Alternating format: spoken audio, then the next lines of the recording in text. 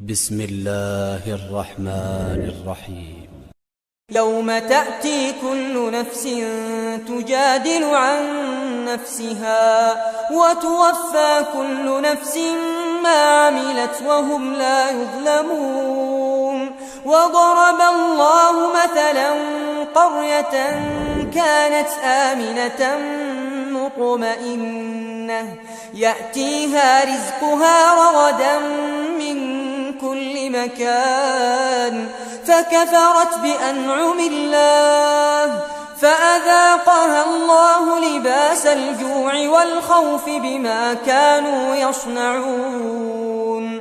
ولقد جاءهم رسول منهم فكذبوه فأخذهم العذاب وهم ظالمون.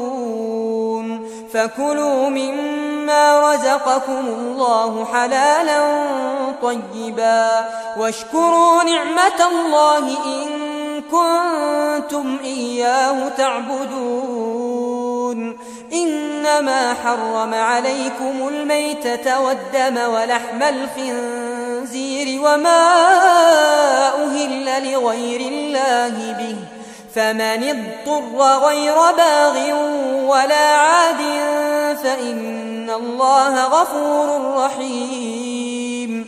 ولا تقولوا لما تصف ألسنتكم الكذب هذا حلال وهذا حرام لتفتروا على الله الكذب إن الذين يفترون على الله الكذب لا يفلحون. متاع قليل ولهم عذاب أليم. وعلى الذين هادوا حرمنا ما قصصنا عليك من قبل وما ظلمناهم ولكن كانوا أنفسهم يظلمون.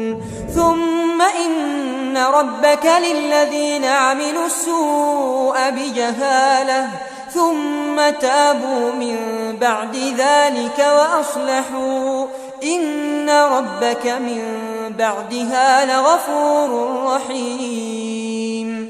إن إبراهيم كان أمة قانتا لله حنيفا ولم يك من المشركين شاكرا لأنعمه اجتباه وهداه إلى صراط